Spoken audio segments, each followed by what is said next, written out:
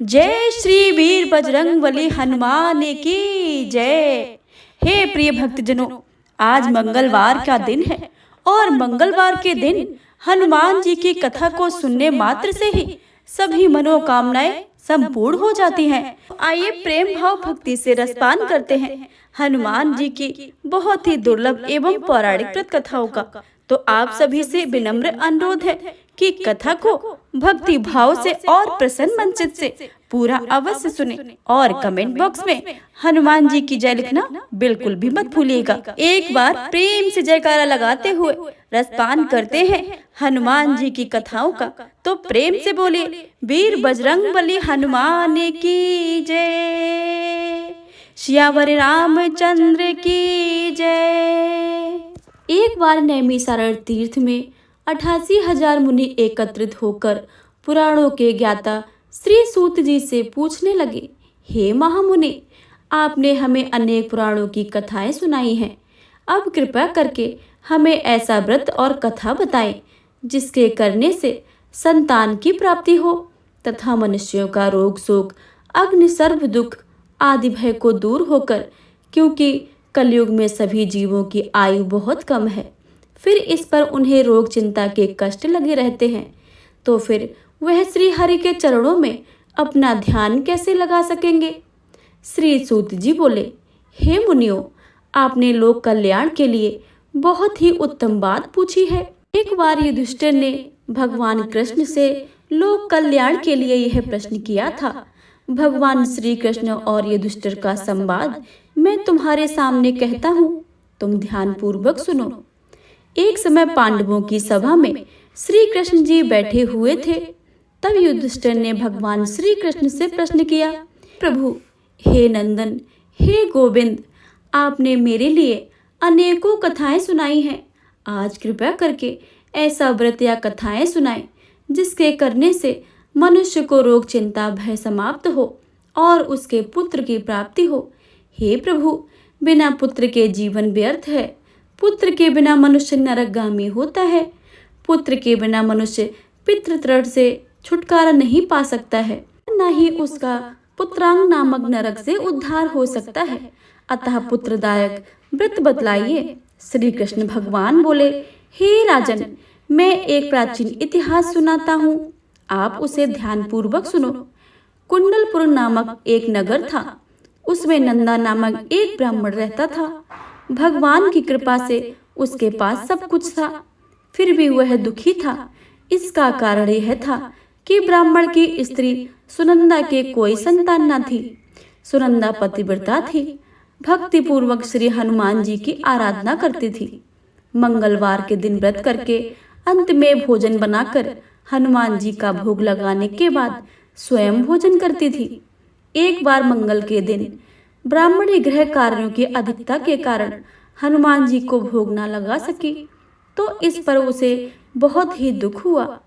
उसने कुछ भी नहीं खाया और अपने मन में प्रण किया कि अब तो अगले मंगल को ही हनुमान जी का भोग लगाकर अन्न जल ग्रहण करूंगी। ब्राह्मणी सुनंदा की इस असीम भक्ति के प्रभाव से श्री हनुमान जी बहुत प्रसन्न हुए और प्रकट होकर बोले, सुनंदा, मैं तेरी भक्ति से बहुत प्रसन्न हूँ, तू उठ और वरदान मांग। सुनंदा अपने आराध्य देव की हनुमान जी को देखकर आनंद की अधिकता से विह्वल होकर हनुमान जी के चरणों में गिरकर बोली, हे प्रभु, मेरे कोई संतान नहीं है, कृपया करके मुझे संतान प्राप्ति का आशीर्वाद दे तो आपकी अति कृपा होगी। श्री महावीर जी बोले, तेरी इच्छा पूर्ण होगी, तेरे एक कन्या पैदा होगी, उसके अष्टांग प्रतिदिन सोना दिया करेंगे। इस प्रकार कहकर श्री महावीर जी अंतर्ध्यान हो गए। ब्राह्मणी सुनंदा बहुत ही हर्षित हुई। यह समाचार उसने अपने पति से कहा। ब्रह्मदेव कन्या का वरदान सुनकर कुछ दुखी हुए, परंतु सोना मिलने की बात सुनी तो बहुत प्रसन्न हुए।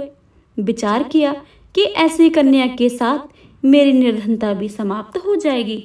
हनुमान जी की कृपा से वह ब्राह्मणी गर्भवती हुई और 10वें महीने में उसे बहुत ही सुंदर पुत्री प्राप्त हुई। यह बच्ची अपने पिता के घर में ठीक उसी तरह से बढ़ने लगी जिस प्रकार शुक्ल पक्ष में चंद्रमा की कला बढ़ती है। 10वें दिन ब्राह्मण ने उस बालक का नामकरण संस्कार कराया। उसके कुल पुरोहित ने उस बालिका का नाम रत्नावली रखा, क्योंकि यह कन्या सोना प्रदान करती थी। इस कन्या ने पूर्व जन्म में बड़े ही विधान से मंगल देव का व्रत किया था। रत्नावली का अष्टांग बहुत सा सोना देता था। उस सोने से नंदा ब्राह्मण बहुत ही धनवान हो गया। अब ब्राह्मण भी बहुत अभिमान करने लगा था। समय बीतता रहा। अब रत्नावली 10 वर्ष की हो चुकी थी। एक दिन जब नंदा ब्राह्मण प्रसन्नचित्त था, तब सुनंदा ने अपने पति से कहा, मेरी पुत्री रत्नावली विवाह के योग्य हो गई है, अतः आप कोई सुंदर तथा योग्य वर देखकर उसका विवाह कर दें। सुनकर ब्राह्मण बोला, अभी तो रत्नावली बहुत छोटी है। तब ब्राह्मणी बोली, शास्त्रों की आज्ञा की कन्या 8वें वर्ष में गौरी, 9 वर्ष में रोहिणी, 10वें वर्ष में कन्या, इसके पश्चात रजस्वला हो जाती है। गौरी के दान से पाताल लोक की प्राप्ति होती है, रोहिणी के दान से बैकुंठ लोक की प्राप्ति होती है, कन्या के दान से इंद्रलोक से सुखों की प्राप्ति होती है। अगर हे पतिदेव, रजस्वला का दान किया जाता है तो घोर नरक की प्राप्ति होती है। इस पर ब्राह्मण बोला, अभी तो रत्नावली मात्र 10 वर्ष की है और मैंने तो 16-16 वर्ष की कन्याओं के विवाह कराए हैं, अभी जल्दी क्या है। तब ब्राह्मणी सुनंदा बोली, आपको तो लोभ अधिक हो गया है।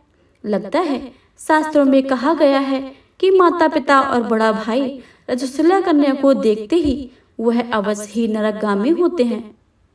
तब ब्राह्मण बोला, अच्छी बात है, कल मैं अवश्य ही योग वर तलाश में अपना दूध भेजूंगा। दूसरे दिन ब्राह्मण ने अपने दूत को बुलाकर और आज्ञा दी, जैसी सुंदर मेरी कन्या है वैसा ही सुंदर वर उसके लिए तलाश करो। दूत अपने स्वामी की आज्ञा पाकर निकल पड़ा। पंपई नगर में उसने एक सुंदर लड़के को देखा। यह बालक एक ब्राह्मण परिवार का बहुत धनवान पुत्र था और गुणवान था। इसका नाम सोमेश्वर था। दूत ने इस सुंदर व गुणवान ब्राह्मण पुत्र को बारे में अपने स्वामी को पूर्ण विवरण बता दिया। ब्राह्मण नंदा को भी सोमेश्वर अच्छा लगा और शुभ मुहूर्त में विधि पूर्वक कन्यादान करके ब्राह्मण ब्राह्मणी संतुष्ट हुए। परंतु ब्राह्मण के मन में तो लोभ समाया था। उसने कन्यादान तो कर दिया था, पर वह बहुत खिन्न था। उसने विचार किया कि रत्नावली तो अब चली जाएगी और मुझे इससे तो सोना मिलता था, अब वह मिलेगा नहीं। मेरे पास तो जो धन था उसके विवाह में खर्च हो गया है, जो शेष बचा है वह भी कुछ दिनों पश्चात समाप्त हो जाएगा। तो इसका विवाह करके बहुत ही बड़ी भूल कर दी है। अब कोई ऐसा उपाय हो कि रत्नावली मेरे घर पर ही बनी रहे, अपनी ससुराल न जावे।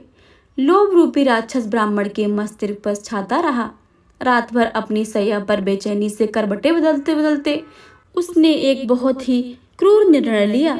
उसने विचार किया कि जब रत्नावली को लेकर उसका पति सोमेश्वर अपने घर के लिए जाएगा तो वह मार्ग में छिपकर सोमेश्वर का वध कर देगा और अपनी लड़की को अपने घर ले आएगा, जिससे नियमित रूप से उसे सोना भी मिलता रहेगा और समाज का कोई मनुष्य दोष भी नहीं देगा।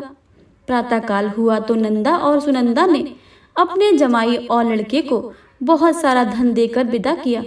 सोमेश्वर अपनी पत्नी रत्नावली को लेकर ससुराल में अपने घर की तरफ चल दिया। ब्राह्मण नंदा महालोक के वशीभूत हो अपनी मति खो चुका था।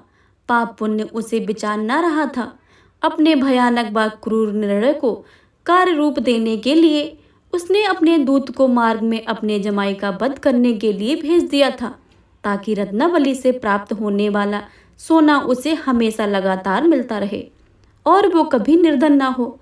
ब्राह्मणों के दूत ने अपने स्वामी की आज्ञा का पालन करते हुए उसके जमाई सोमेश्वर का मार्ग में ही वध कर दिया। समाचार प्राप्त ब्राह्मण नंदा मार्ग में पहुंचा और रुदन करती अपनी पुत्री रत्नावली से बोला, हे पुत्री, मार्ग में लुटेरों ने तेरे पति का वध कर दिया है। भगवान की इच्छा के आगे किसी का कोई वश नहीं चलता है। अब तू घर चल, वहां पर ही रहकर शेष जीवन व्यतीत करना। जो भाग में लिखा है वही होगा। अपने पति का अकाल मृत्यु से रत्नावली बहुत दुखी हुई। करुण क्रंदन से रुंदन करते हुए अपने पिता से बोली, हे पिताजी, इस संसार में जिस स्त्री का पति नहीं है उसका जीना व्यर्थ है।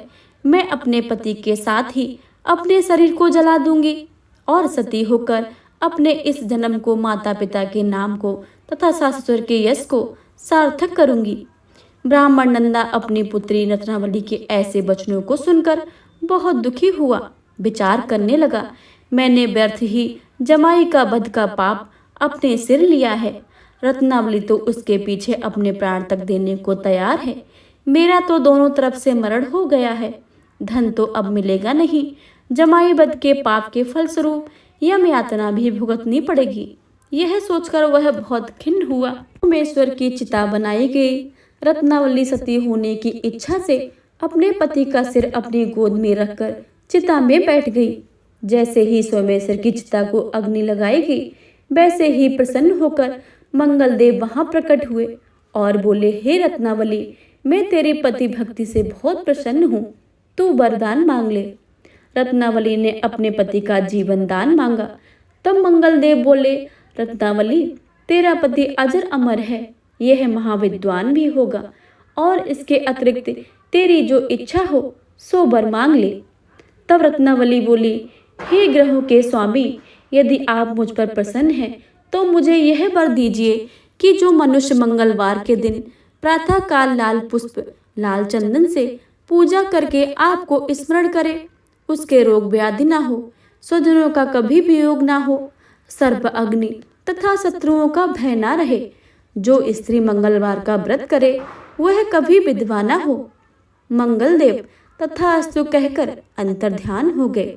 सोमेश्वर मंगलदेव की कृपा से जीवित हो उठा। रत्नावली पति को पुनः प्राप्त करके बहुत ही प्रसन्न हुई और मंगलदेव का व्रत करके प्रत्येक मंगलवार को व्रतराज और मंगलदेव की कृपा से इस लोक में सुख ऐश्वर्य को भोगते हुए अंत में अपने पति के साथ स्वर्ग लोक को गई। प्रेम से बोले, भगवान मंगलदेव की जय, भगवान वीर बजरंगबली की जय। मंगलवार की एक और कथा के अनुसार एक ब्राह्मण दंपति की कोई संतान नहीं थी, जिसके कारण पति पत्नी दुखी थे। वह ब्राह्मण हनुमान जी की पूजा हेतु वन में चला गया। वह पूजा के साथ महावीर जी से एक पुत्र की कामना प्रकट किया करता था। घर पर उसकी पत्नी मंगलवार व्रत पुत्र की प्राप्ति के लिए किया करती थी। मंगल के दिन व्रत के अंत में भोजन बनाकर हनुमान जी को भोग लगाने के बाद स्वयं भोजन ग्रहण करती थी। एक बार कोई व्रत आ गया जिसके कारण ब्राह्मणी भोजन न बना सकी। तब हनुमान जी का भोग भी नहीं लगाया। वह अपने मन में ऐसा प्रण करके सो गई कि अगले मंगलवार को हनुमान जी का भोग लगाकर अन्न ग्रहण करूंगी। वह भूखी प्यासी 6 दिन तक पड़ी रही। मंगलवार के दिन उसे मूर्छा आ गई। तब हनुमान जी उसकी लगन और निष्ठा को देखकर अति प्रसन्न हो गए। उन्होंने उसे दर्शन दिया और कहा, मैं तुमसे अति प्रसन्न हूँ। मैं तुमको एक सुंदर बालक देता हूँ जो तेरी सेवा किया करेगा। हनुमान जी मंगलवार को बाल रूप में उसको दर्शन देकर अंतर्ध्यान हो गए। सुंदर बालक पाकर ब्राह्मणी अति प्रसन्न हुई। ब्राह्मणी ने बालक का नाम मंगल रखा। कुछ समय पश्चात ब्राह्मण वन से लौटकर प्रसन्नचित्त सुंदर बालक को घर में क्रीड़ा करते देखकर वह ब्राह्मण पत्नी से बोला, यह बालक कौन है? पत्नी ने कहा, मंगलवार के व्रत से प्रसन्न होकर हनुमान जी ने दर्शन देकर मुझे यह बालक दिया है। पत्नी की बात छल से भरी जान उसने सोचा, यह उल्टा व्यभिचारिणी अपनी कलुषता छुपाने के लिए बातें बना रही है। एक दिन उसका पति कुएं पर पानी भरने चला तो पत्नी ने कहा कि मंगल को भी साथ ले जाओ। वह मंगल को साथ ले चला और उसको कुएं में डालकर वापस पानी भरकर आया। तो पत्नी ने पूछा कि मंगल कहाँ है? तब मंगल मुस्कुराता हुआ घर आ गया। उसको देखकर ब्राह्मण आश्चर्यचकित हुआ। रात्रि में उसके पति से हनुमान जी ने स्वप्न में कहा, यह बालक मैंने दिया है, तुम पत्नी को उल्टा क्यों कहते हो? पति यह जानकर बहुत ही हर्षित हुआ। फिर पति पत्नी मंगलवार का व्रत कर अपने दिन को आनंद पूर्वक व्यतीत करने लगे। जो मनुष्य मंगलवार व्रत की कथा को सुनता है या पढ़ता है और नियम से व्रत करता है, उसके हनुमान जी की कृपा से सारे कष्ट दूर होकर सर्व सुख प्राप्त होते हैं। प्रेम से बोले वीर बजरंग बली की जय, हनुमान जी की जय। हे प्रिय भक्तों, अब आप श्रवण करेंगे मंगलवार की दूसरी कथा। तो प्रेम से बोलिए हनुमान जी की जय। एक समय की बात है, एक ब्राह्मण दंपति की कोई संतान नहीं थी, जिस कारण वह बेहद दुखी थे। एक समय ब्राह्मण वन में हनुमान जी की पूजा के लिए गया। वहां उसने पूजा के साथ महावीर जी से एक पुत्र की कामना की। घर पर उसकी स्त्री भी पुत्र की प्राप्ति के लिए मंगलवार का व्रत करती थी। वह मंगलवार के दिन व्रत के अंत में हनुमान जी को भोग लगाकर ही भोजन करती थी। एक बार व्रत के दिन ब्राह्मणी ने भोजन नहीं बना पाया और न ही हनुमान जी को भोग लगा सकी। उसने यह प्रण किया कि वह अगले मंगलवार को ही भगवान को भोग लगाकर ही भोजन करेगी। वह भूखी प्यासी 6 दिन तक पड़ी रही। मंगलवार के दिन वह बेहोश हो गई। हनुमान जी उसकी निष्ठा और लगन को देखकर प्रसन्न हुए। हनुमान जी ने उन्हें आशीर्वाद स्वरूप ब्राह्मणी को एक पुत्र दिया और कहा कि यह तुम्हारी बहुत ही सेवा करेगा। बालक को पाकर ब्राह्मणी अति प्रसन्न हुई। उसने बालक का नाम मंगल रखा। कुछ समय उपरांत जब ब्राह्मण घर आया तो बालक को देखकर पूछा कि यह कौन है। तब पत्नी बोली कि मंगलवार व्रत से प्रसन्न होकर हनुमान जी ने उसे यह बालक दिया है। ब्राह्मण को अपनी पत्नी की बात पर विश्वास नहीं हुआ। एक दिन मौका देखकर ब्राह्मण ने बालक को कुएं में गिरा दिया। घर पर लौटने पर ब्राह्मणी ने पूछा कि मंगल कहाँ है। तभी मंगल पीछे से मुस्कुराकर आ गया। उसे वापस देखकर ब्राह्मण आश्चर्यचकित रह गए। रात्रि को हनुमान जी ने उसे सपने में दर्शन दिए और बताया कि यह पुत्र उन्होंने दिया है। ब्राह्मण सत्य जानकर बहुत ही खुश हुआ। इसके बाद ब्राह्मण दंपति प्रत्येक मंगलवार को व्रत रखने लगे। जो मनुष्य मंगलवार को व्रत करता है, कथा को पढ़ता है और सुनता है और नियम से व्रत रखता है, उसे हनुमान जी की कृपा से सब कष्ट दूर होकर सर्व सुख प्राप्त होता है और हनुमान जी की दया का पात्र बनता है। तो प्रेम से बोलिए वीर बजरंगबली हनुमान जी की जय।